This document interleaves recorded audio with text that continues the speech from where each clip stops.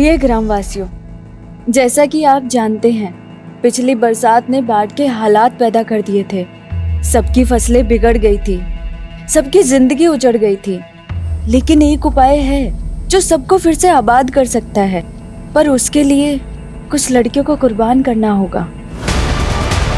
वो लड़की चाहे किसी की बहन हो, बेटी हो या बीवी हो, चलेगी। मास्टर, सामूहिक चिट्ठी।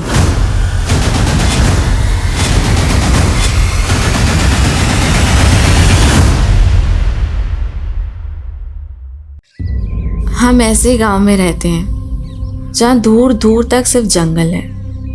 लगता था जैसे पूरे देश से कटे कटे कहीं वीरानी में रहते हैं।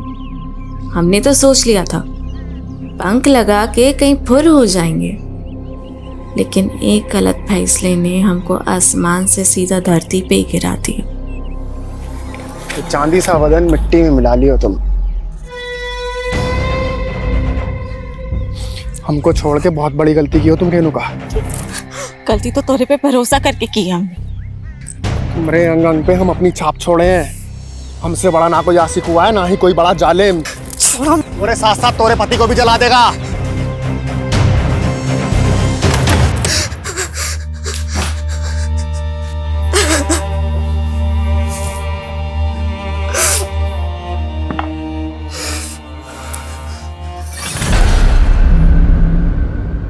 रेनू, का हाल बना रखा है यार? का है? का हुआ? वो खेत से आए तो थक के आकर बैठ गए। कपड़ा बदल के आते हैं।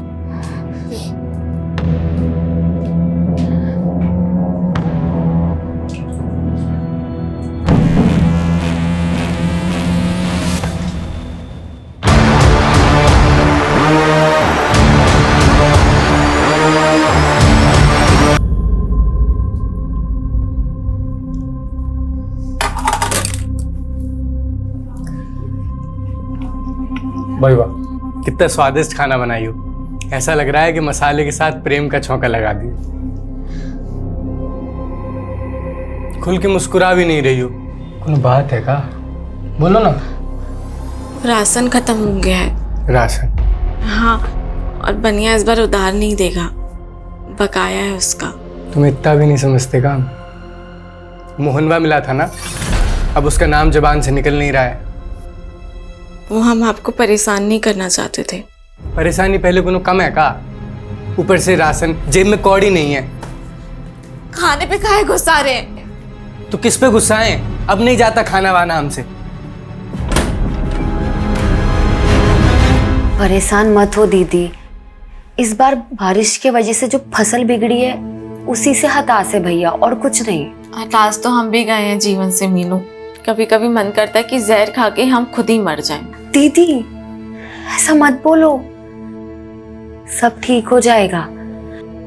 अच्छा, राशन खत्म हो गया ना, हम तुम्हारे जेठ जी से कह के मंगवा देंगे। नहीं नहीं मीनू, हम कुछ कर लेंगे। अरे माना कि हम उम्र में छोटे हैं, लेकिन रिश्ते में तो हम बड़े हुए। तो अब एक जेठानी अपनी देवरानी का ख्याल भी ना रखे।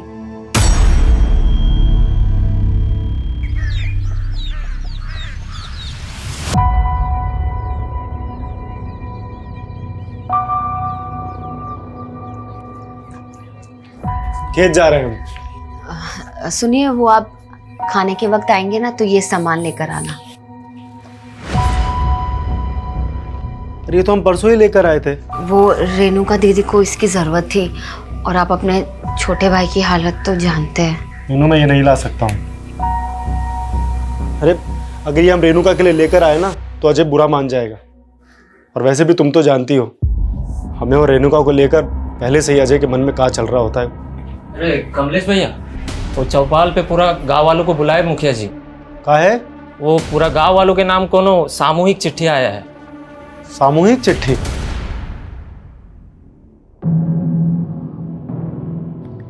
अरे माँ बाप का सेवा में काहे समय बर्बाद कर रहे हो? विधायक हो गए हो, जनता का सेवा करो। बाबा जी, हम जो भी हैं आपके ही आशीर्वाद से हैं। हमको बेटे का भी थोड़ा फर्ज निभाने दीजिए ना।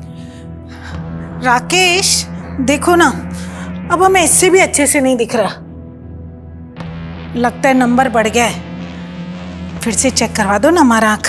अरे हम ले चलेंगे तुमको, उसको बहुत काम रहता है। भैया जी, मुखिया जी संदेशा भिजवाए हैं। उनकरा गांव में कोनो चिट्ठी आई है, बड़ा बवाल मचा है। कौन सी चिट्ठी?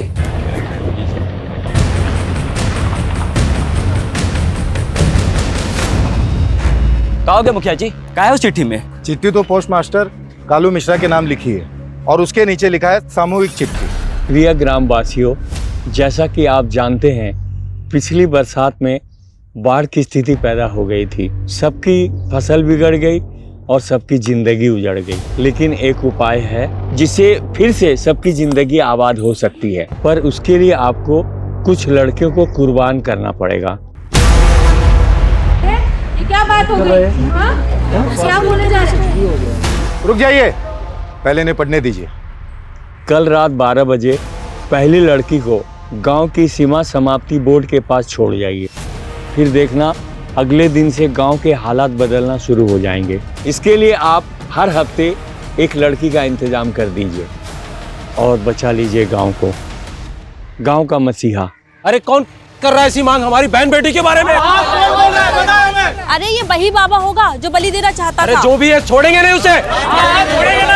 देखिए देखिए, सुनिए, जिसने भी हमारे साथ ये गंदा मजाक किया है उसका हम पता लगा के रहेंगे।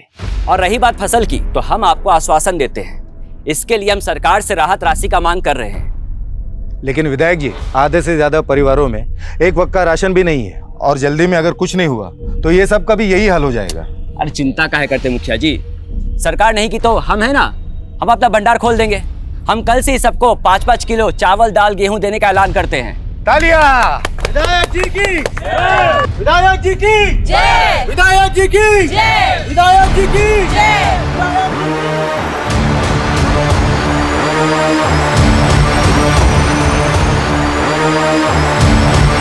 ये विधायक जी थोड़ा बहुत मदद कर भी दिए ना तो इस समस्या का समाधान नहीं होने वाला। अगली फसल तैयार होती तो 6 महीने लग जाएंगे, तब तक कैसे होगा? भाई बात तो तुम्हारी सही है अजय। अब भाई शहर जाके कोई काम ढूंढना आसान काम है क्या? कहो अरे भैया आप घर जाइए, हम आते हैं। तो भाई हम दोनों भाई यहाँ परेशान हैं और तुमको कुछ पड़ी ही नहीं है। अब चिंता करेंगे तो पैसा बरसेगा का? निकम्मा होते जा रहे हो। हम दोनों भाई तो खेती छोड़ के नहीं जा सकते। तुम तो शहर जाके कोनो काम धंधा कर सकते हो ना। अच्छा, अब हम समझे। हमें खाना देना भारी पड़ रहा है, इसलिए शहर भूखा मरने भेज रहे हो ना? हम शहर नहीं जाएंगे, हम यही काम करेंगे। और यहाँ काम कौन देगा तुमको? हैं? निकम्मे? ये निकम्मा निकम्मा बोलना बंद कीजिए। जब से माँ बाबूजी गए तब से बस कोसते रहते हैं। अगर इतना ही तकलीफ है ना तो हमारा हिस्सा दे दीजिए, बस बात खत्म। ये लो हिस्सा तुम्हारा। हिस्सा चाहिए ना तुम्हें? कौन सिखा रहा तुम्हें सब? वो सर्विसवा?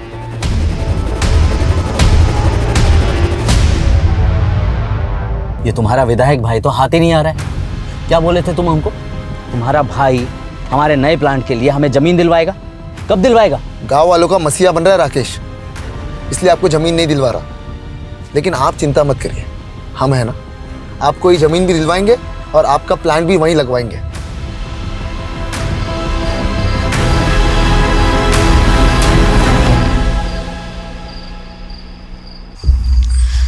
इतनी रात को शौच के लिए इतना दूर जाना पड़ रहा है, ये कोई बात हुई? आहिस्ता बोल, जल्दी कर, मुझे तो बहुत डर लग रहा है।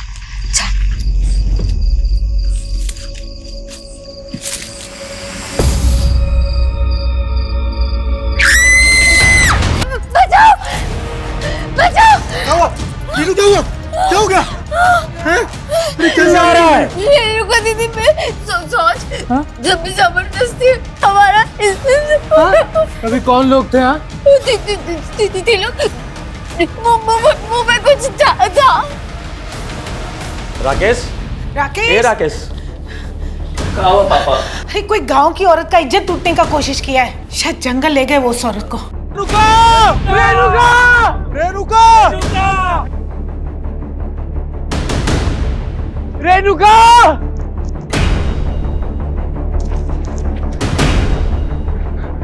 क्या हो गया? विधायक जी, हमारी बीवी और भाभी सोच के लिए आए थे। बीवी को भाभी बताए 3 लोग मुंह ढक के आए, हमारी बीवी को उठा के ले गए। कुछ समझ नहीं आ रहा, पता नहीं हमारी बीवी के साथ क्या करेंगे। विधायक जी बचा लीजिए हमारी बीवी को। जिसने भी सब किया है उसको छोड़ेंगे नहीं, पर पहले अभी तुम्हारे बीवी को ढूंढना जरूरी है। चलो चलिए सब लोग, चलिए। रेणुका!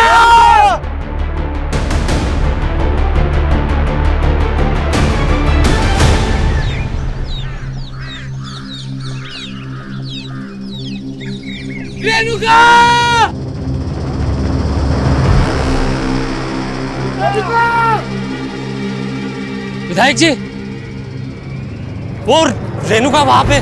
चल चल चल चल चलो आओ।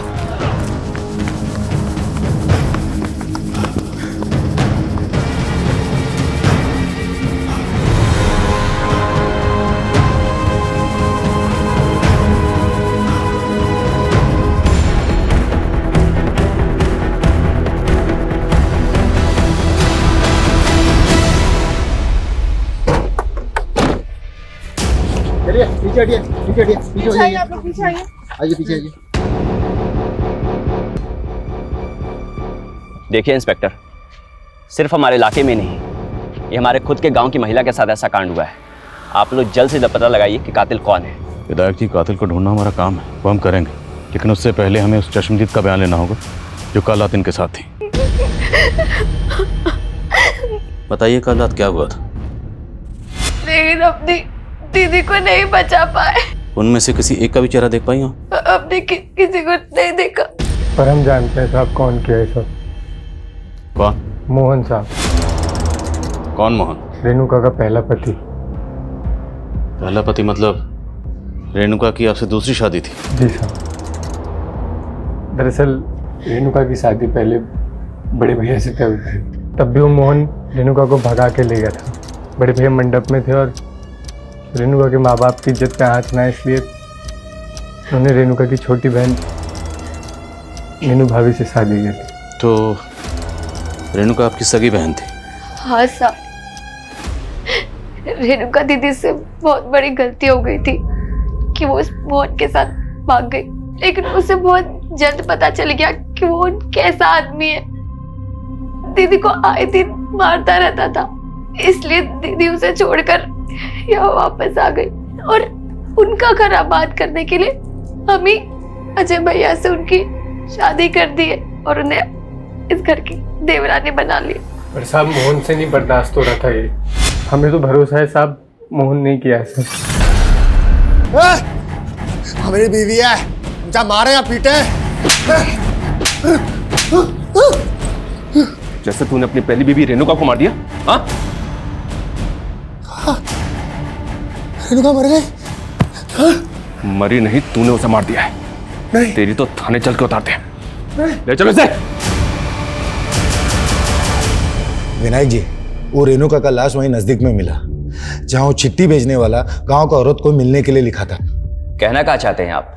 रेणुका को वहां जानबूझ के भेजा होगा। उसका पति और भैंसुर तो कह रहे हैं कि वो अपना गोतनी के साथ शौच के लिए बाहर गया था। हाँ मास्टर जी, हम आपको कहे थे चिट्ठी के बारे में पता करने के लिए, पता किए? चिट्ठी पर संतो डाक खाने का मुहर था, वहीं से किसी ने भेजा होगा, लेकिन ये बात पता करना मुश्किल है कि उसको भेजने वाला कौन होगा। संतो गांव।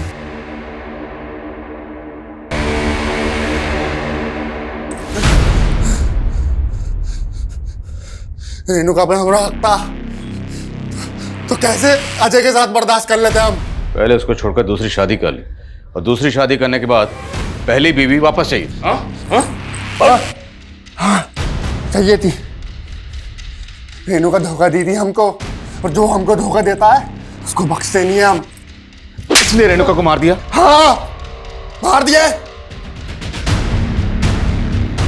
मारने से पहले उसके साथ हाँ किया होंगे शायद, हम बहुत ना सहमत है। अब ये बताओ, तेरे साथ दो लोग और कौन थे?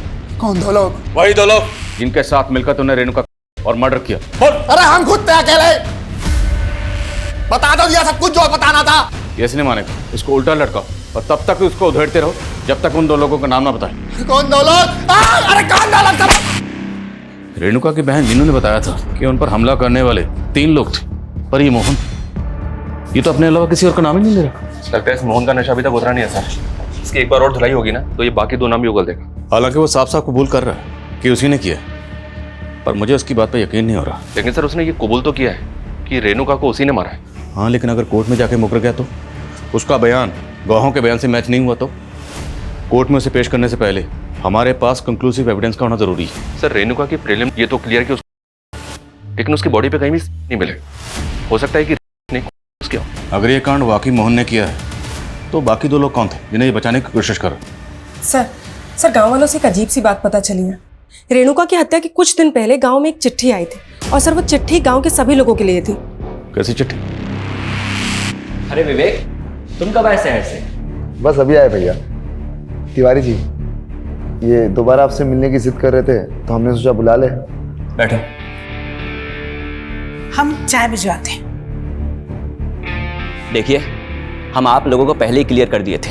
देखिए राकेश जी, अगर ये प्लांट पहले बना होता तो आज गांव के लोग उसमें काम कर रहे होते, और फसल क्या बिगड़ गई, सब भूखे मर रहे हैं। देखिए, गांव में पहले एक मौत हुई है, हम बहुत डिस्टर्ब्ड हैं। आप लोग जाइए अभी। भैया एक मिनट, मेरी बात तो सुनिए। भैया देखिए, ये ना सबसे अच्छा मौका है। सारे गांव के लोग भूखमरी से परेशान हैं और गांव में अभी भी एक मौत भी हुई है। सबका ध्यान वहाँ भटका है। आप ना इनको प्लान के लिए अप्रूवल दे दीजिए। इसमें हम सबका फायदा है, आपका हमारा सबका फायदा है इसमें। बस कर विवेक, हम अपने फायदे के लिए गांव वालों को धोखा दे दे। और सुनो, अगर तुम दोबारा इनको यहाँ लेकर आए ना तो हमसे बुरा कोई नहीं होगा। जाओ चुपचाप चाय पिलाओ और निकालो यहाँ से।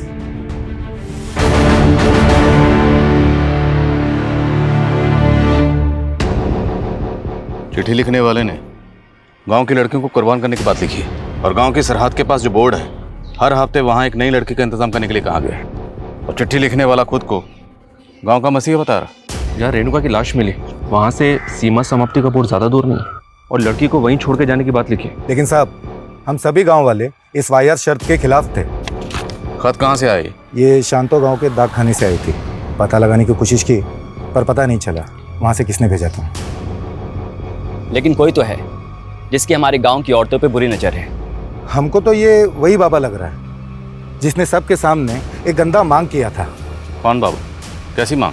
साहब, फसल खराब होने की वजह से गांव वाले भूखे मर रहे थे, तब ये बाबा यहाँ आया था। बड़ी चमत्कारी बातें कर रहा था। बाबा जी, आप कहाँ से आ रहे हैं? आपके लिए भोजन पानी का प्रबंध करें? बच्चा, यहाँ तो भूखमरी फैली हुई, इतने लोग भूखे पेट सो रहे हैं। हम यहाँ भोजन नहीं करेंगे, हमसे ये पीड़ा देखी नहीं जा रही। बाबा जी, इस पीड़ा का कोई उपाय है? क्यों नहीं, इसलिए तो यहाँ आए। कैसा उपाय बाबा जी? पूजा करना होगा और इस पूजा में एक इंसान की बलि देनी होगी। जानते भी हैं आप लोग, बलि देना कानूनन जुर्म है। और आप लोग चिंता काहे कर रहे हैं? इस समस्या का समाधान हम मिलकर निकाल लेंगे।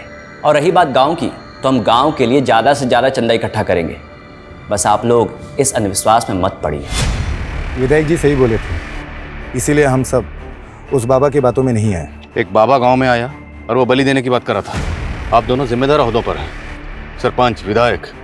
आपको पुलिस को इतला करनी चाहिए थी। कौन था वो बाबा? कहाँ से आया था? मालूम नहीं सर। आपने उसकी शक्ल तो देखी होगी, चेहरा याद होगा उसका? जी साहब, याद है। स्केच बनवा सकते हैं? बिल्कुल सर, इस बाबा की तलाश तो करते हैं, पर मुझे ऐसा लग रहा है कि उस खत को रेणुका के मर्डर से जोड़ के देखना ठीक नहीं है। मोहन तो पहले कबूल कर चुका है। अगर ये मोहन ने किया है तो बाकी 2 लोगों का नाम क्यों नहीं बता? क्योंकि मीनू कह रही थी कि वो 3 लोग थे, तो बाकी 2 लोग कौन थे? मीनू, हम मोहन के लिए ना कमलेश जी जैसे इंसान को धोखा दिए थे, और तुम बोल रही हो कि हम उसके छोटे भाई के साथ शादी कर लें। दीदी, हमें तुम्हारी चिंता है। अब तो हमारे माँ बाप जी भी नहीं रहे, और तुम ऐसे अकेले रहोगी तो वो मोहन तुम्हारा जीना मुश्किल कर देगा। और कमलेश जी को भी हमने मना लिया है, वो जानते हैं कि वो मोहन ही गलत था। वो लोग तो तुम्हें एक दूसरा मौका देना चाहते हैं।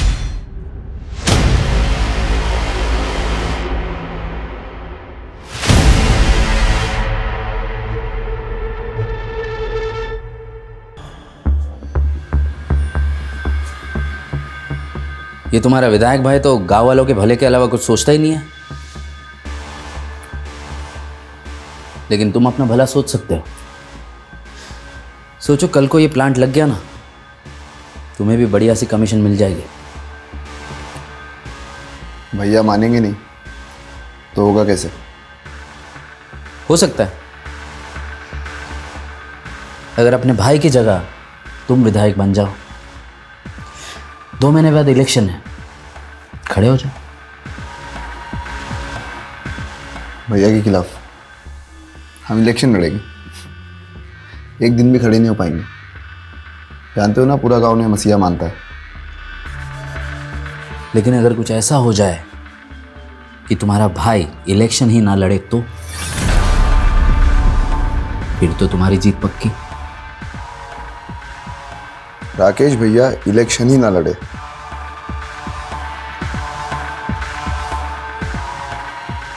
ऐसा तो सिर्फ एक ही सूरत में हो सकता है। क्या कर रही हो ये?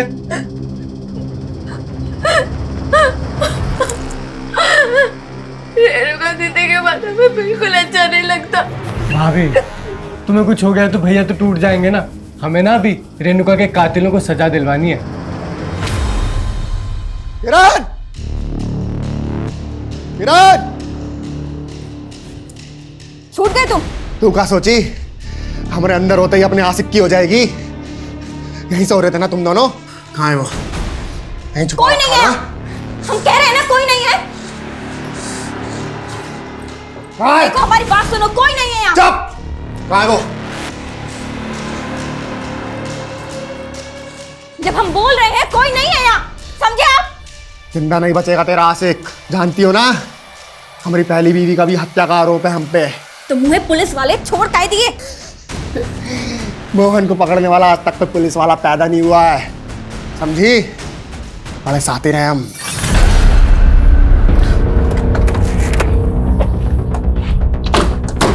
मुझे इसी बात का डर था कि कहीं कोर्ट में जाके मोहन अपने बयान से मुकर ना जाए। वही हुआ ना, मुकर गया ना।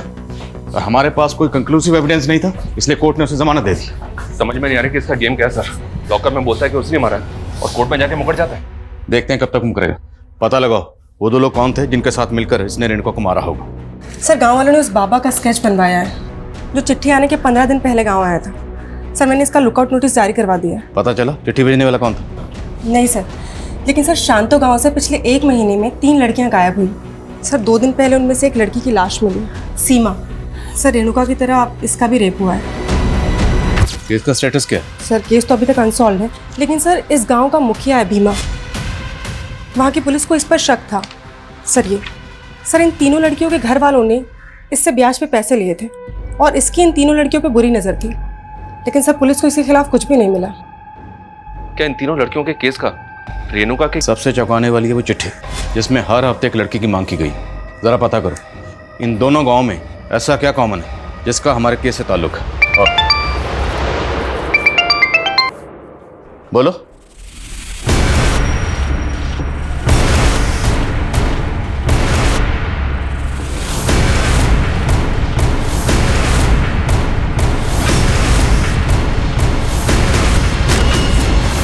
ऐसा कौन होगा जिसने एक विधायक को मार के फेंक दिया? शायद मारकर फेंका नहीं गया, यही मारा गया। कौन मारा है हमारे विधायक जी को? हाँ बताइए, कौन मारा है? किसने मारा है? छोड़ेंगे नहीं छोड़ेंगे, हम ढूंढ के निकालेंगे। देखिए बात सुनिए, चुप हो जाइए, चुप हो जाइए आप। पुलिस अपनी कार्रवाई करेगी, भरोसा रखिए। लेकिन मैं आपसे अपील करता हूँ, आप में से कोई भी कोई ऐसा काम नहीं करेगा जिससे इलाके का अमन चैन बिगड़े। पुलिस को अपना काम करने दीजिए।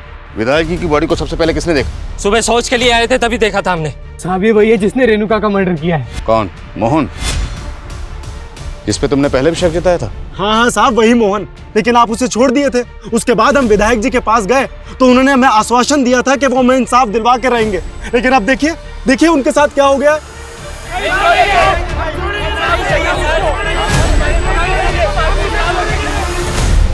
संभालिए अपने। हम समझते हैं आप पे क्या गुजर रही है।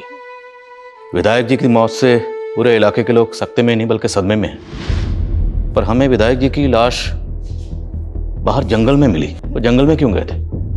वहां कुछ काम था ना? वो कल माधव के साथ शहर गए थे। पापा, शहर में हमारा सिंचाई विभाग के अधिकारियों के साथ मीटिंग है। वो हम यहाँ एक नहर निकलवाना चाहते हैं ताकि बरसात का पानी ऐसे तबाही मचाने से पहले सिंचाई में काम आ जाए। शहर में देरी हो गया था तो माधव का फोन आया था। को बोला कि अब रात को नहीं सुबह ही लौटेंगे। और माधव कहाँ? सर माधव का कुछ पता नहीं चल रहा। और हम उसके घर गए थे तो हमने देखा कि माधव के घर के बाहर राकेश भैया की गाड़ी खड़ी है, लेकिन वहाँ पे माधव नहीं था। और माधव रहता कहाँ? जो गांव के बाहर कनाल है उसकी के पास में उसका घर और खेत है।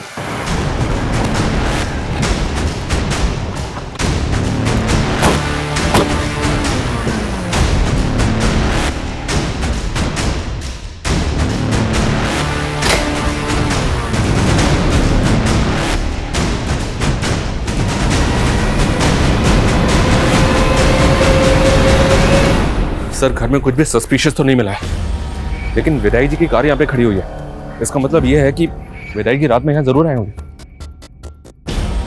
माधव विधायक राकेश का राइट हैंड है। अगर उसने ये किया है तो किस मकसद से? Excuse me sir. हाँ बोलो। ठीक है हम आ रहे हैं। सर राकेश की जिस जगह पे लाश मिली थी उस जगह के पास में ही माधव की बाइक मिली है।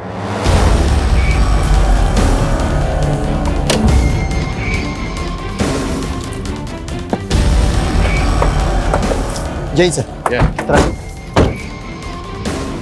सर ये रही बाइक, और सर बाइक पे चाबी भी लगी हुई है। तो क्या विधायक जी ने अपनी कार माधव के घर पे खड़ी की और माधव की बाइक से यहाँ पर आए, या फिर माधव उन्हें यहाँ लेके आया? और शर्मा सवाल ये है कि अगर माधव इस कांड में शामिल है तो अपनी बाइक यहाँ छोड़कर क्यों जाएगा? पूरा एरिया अच्छे से स्कैन करो।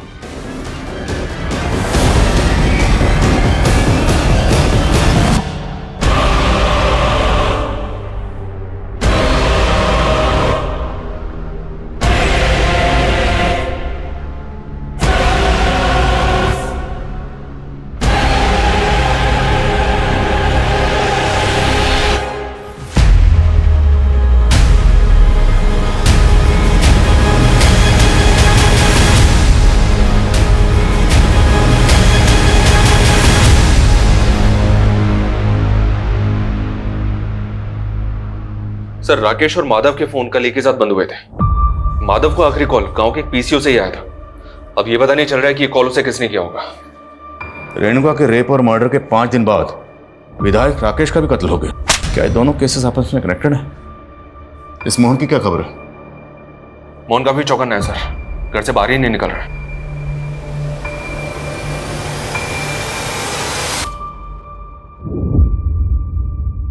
नजर बनाए रखो इस पे।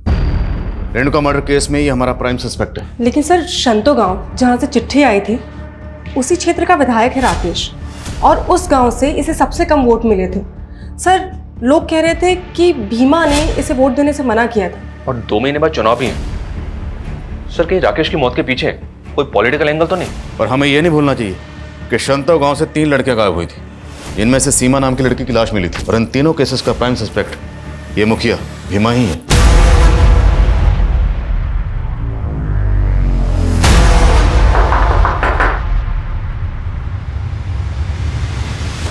गजब बात कर रहे हो। उसी तो ऐसे घर पर बैठे होते हम। अब घर के अंदर और घर के बाहर क्या करते हैं, आपके चरित्र का पूरा विस्तार पूर्वक वर्णन है हमारे पास। और सिर्फ सीमा ही नहीं, आपके गांव की 2 लड़कियां और गायब हैं, और आप और आपका गुट विधायक। तो इसका क्या मतलब? उसका मर्डर का इल्जाम भी हमरे माथे मर दोगे? इल्जाम नहीं मढ़ेंगे, अगर मर्डर किया है तो साबित करेंगे। फिलहाल आप ये बताइए कि आपके गांव से ये फतिंगा गांव चिट्ठी गई थी, उस चिट्ठी में आपका रोल और मकसद क्या है? ऐसा है इंस्पेक्टर साहब, हवा में बात मत कीजिए। किसी भी चिट्ठी से हमारा कोई लेना देना नहीं है। छोड़ो मुझे, छोड़ो।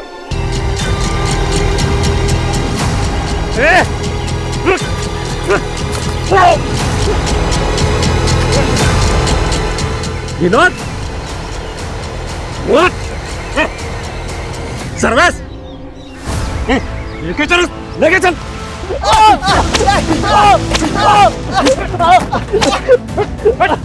देखिए साहब, ये रेणुका का देवर और उसका दोस्त क्या हरकत किए हैं।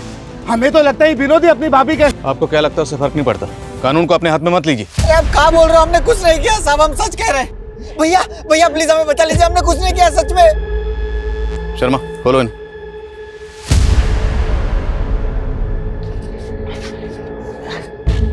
फोन कहाँ है तुम्हारे?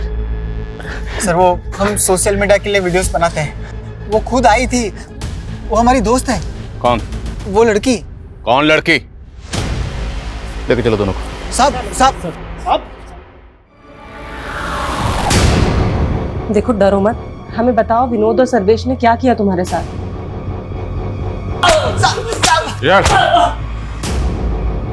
साहब हमने आपको कहा था ना वो हमारी दोस्त थी। उस लड़की ने तुझे बचा लिया और तुम दोनों के मोबाइल में ये तेरी भाभी रेणुका का वीडियो क्या कर? ये तो हमें विनोद ने दिया था। साहब गलती हो गई थी, भटक गए थे जो इनका वीडियो बना लिए। अपनी भाभी के साथ और मर्डर किया इसके साथ मिलकर। और तुम लोग ये बताओ वो तीसरा कौन था तुम दोनों के साथ? नहीं साहब, हमने कुछ नहीं किया साहब। साहब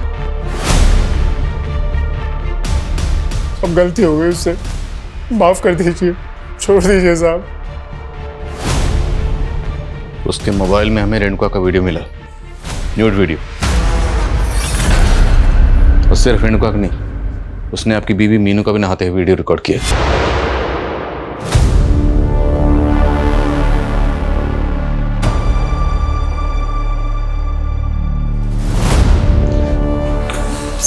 खबरियों से बाबा परंतु की लीड मिली।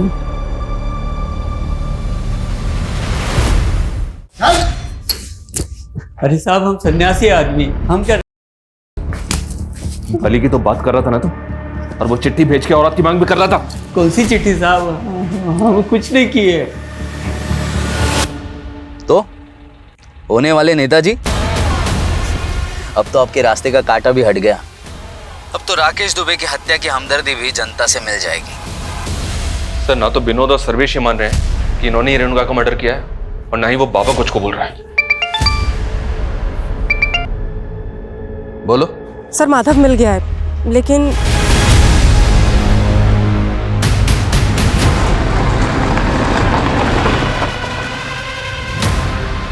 सर जहाँ वहां से ये जगह 1000 मीटर की दूरी पे। मतलब उस रात सिर्फ विधायक राकेश ही नहीं, माधव का भी कत्ल हुआ और गड्ढा इसलिए खोदा गया ताकि माधव की लाश को यहाँ छुपा। हमारा शक किसी पे जाए। सब कुछ सोच समझ के प्लानिंग के साथ किया गया। सर इस गड्ढे में माधव के साथ साथ ये राकेश जी का भी फोन मिला है, ताकि हमें ये लगे कि दोनों मर्डर्स आपस में कनेक्टेड हैं। अब हमें रेणुका के कातिल के साथ साथ विधायक राकेश और माधव के कातिल को भी ढूंढना होगा।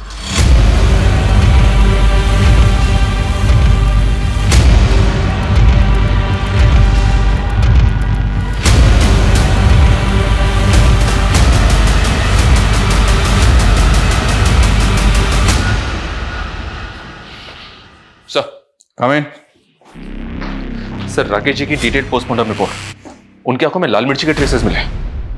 लाल मिर्ची? जी हाँ सर, ऐसा लगता है कि पहले उनकी आंखों में लाल मिर्ची डाली गई, और सर माधव की प्रिलिमिनरी रिपोर्ट भी यही सजेस्ट करती है कि उसकी आंखों में लाल मिर्ची डाली गई। इतना बेरहमी से मारा है हमारे बेटे को। जिस बेरहमी से विधायक जी और माधव को मारा गया, उससे तो ऐसा लगता है जैसे किसी ने कोई गहरी रंजिश निकाली। आप लोगों को किसी पर शक नहीं? विधायक राकेश के पेरेंट्स को भी इस बात का कोई अंदाजा नहीं है कि उनको... सर हमने राकेश और माधव दोनों के फोन का डेटा चेक किया। सर उसमें 2 दर्जन से ज्यादा लड़कियों के न्यूड वीडियोस हैं, और सर उन वीडियोस में इन लड़कियों के साथ कहीं माधवी तो नहीं है?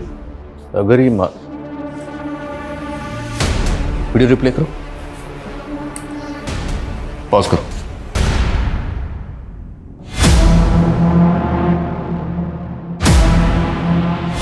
माधव का घर,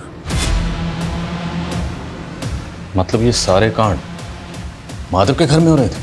शर्मा, माधव के घर को एक बार अच्छे से स्कैन करो और पता लगाओ वीडियो में जो बाकी लड़कियां हैं वो कौन है। सर ये लड़कियां फतिंगवा गांव की लग रही हैं, क्योंकि सर इसमें से एक वीडियो मीनू का भी है। बोलिए मीनू, इस वीडियो में आपके साथ कौन है? साहब सारी फसल खराब हो गई थी, भूखे मरने की नौबत आ गई थी। हम तो बस उसके पास मदद लेने गए थे। देखो मीनू, हम तुमको बचपन से जानते हैं, तुम हमारे साथ पढ़ी भी हो। चिंता मत करो, हम तुम्हारे पति की नौकरी शहर में लगवा देंगे। बहुत बहुत शुक्रिया विधायक जी। अरे शुक्रिया किस बात का, तुम दोस्त हो हमारी, जब हम 20 साल के थे ना, तब तुम मेरे साथ सोने का सपना देखते थे। सपना पूरा करोगी ना? हम तो बस ना, उसने हमारे पति को काम पर लगाया, बस हमारे मुंह पर 5-600 फेंक देता था। रेणुका के साथ भी ऐसा करता था? नहीं साहब, दीदी ने हमें ऐसा कुछ तो कभी नहीं बताया। रेणुका पे जिन लोगों ने हमला किया था वो 3 लोग ही थे? हाँ साहब।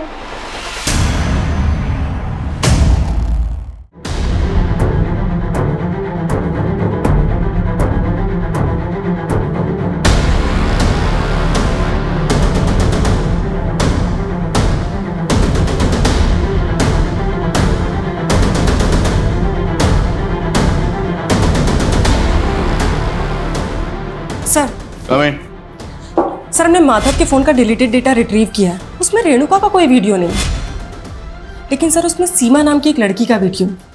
सर ये वही लड़की है जिसकी लाश हम संतो गांव में मिली थी। जिस तरह से विधायक राकेश और माधव लड़कियों को मोलेस्ट करते थे, इतना तो साफ है कि सीमा और मर्डर इन दोनों ने किया होगा, पर रेणुका और मर्डर किसने किया? और अब ये राकेश और माधव, इन दोनों को मारने वाला कौन होगा? सर सब फॉरेंसिक को माधव के घर में ब्लड ट्रेसेस मिले जो मिटा दिए गए थे, और ये ब्लड ट्रेसेस रेणुका के ब्लड से मैच कर रहे हैं। तो मतलब रेणुका का माधव के घर में ही हुआ होगा। और मीनू ने तो हमें कुछ और ही कहा था। मीनू तुम अकेली लड़की नहीं थी जिसको राकेश ने मोलेस्ट किया था। इस गांव की 1 दर्जन से ज्यादा औरतों को उसने मोलेस्ट किया, और हमने उन सबसे बात की। पता उन्होंने हमें क्या बताया? कि जब भी राकेश के सामने खुद को बख्शने के लिए गुहार लगाती थी, तो राकेश उनके सामने एक शर्त रखता था। वो शर्त क्या थी? कि अगर वो खुद को बचाना चाहती हैं तो उन्हें अपनी जगह किसी दूसरी लड़की को लाना होगा, अदला बदली। उसने ये शर्त तुम्हारे सामने भी रखी होगी। अब ये बताओ कि वो 2 लोग कौन थे जिनके साथ मिलकर तुमने ये किया?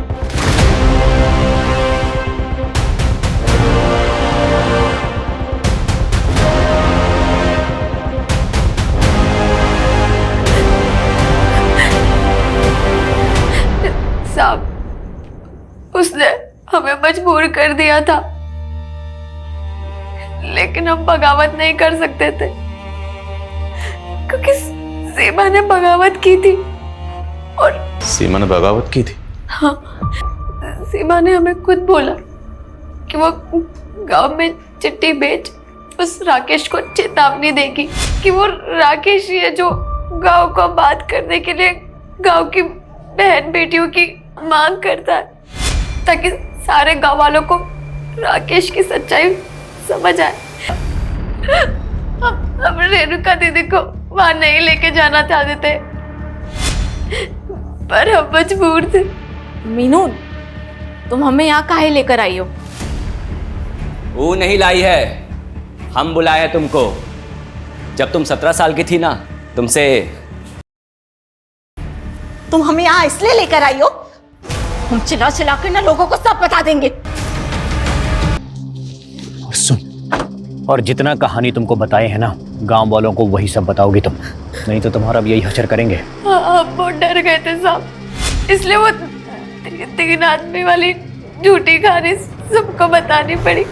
हम अपने पाप के बोझ तले दबते जा रहे थे। हम जीना नहीं चाहते थे। हम रेणुका के हथियारों को सजा जरूर दिलाएंगे। हम रेणुका दीदी के हथियारों को कभी सजा नहीं दिला सकते। काहे? हाँ भाभी, तुम जानती होगा उन्हें? सब जब भाभी हमको बताएं कि वो राक्षस हमारी बीवी, बर्दाश्त नहीं हुआ साहब हमसे। हमने उससे लालच दी कि हम एक लड़की के साथ अदला बदली करना चाहते हैं, और उस माधव को फोन कर उस जगह पर बुला लिए। हमने जो भी किया अपने घर की औरतों की इज्जत के लिए किया। पर आप लोगों को पुलिस की मदद लेनी चाहिए थी, हमारे पास आना चाहिए था। आज तक इस देश में ऐसा कौन सा नेता है साहब जो फांसी पे चढ़ा है? बताइए ना हमको। सर जैसा इन लोगों ने कहा, 70% केसेस में तो ऐसा ही होता है। बड़े लोगों की सुनवाई चलती रहती है, और सर विक्टिम को सालों साल इंसाफ नहीं मिलता। हमारे मुल्क के जुडिशियल सिस्टम का ढांचा कुछ ऐसा है जहां पर किसी भी गुनहगार को सजा देने से पहले हर पहलू पर गौर किया जाता है। मैं मानता हूं कि कुछ केसेस में इंसाफ मिलने में देर होती है, पर इसका मतलब ये नहीं कोई कानून को अपने हाथ में ले। कानून ये हक किसी को नहीं देता। इंसाफ मिलने में देर भले ही हो जाए, पर देर सवेर इंसाफ मिलता जरूर है।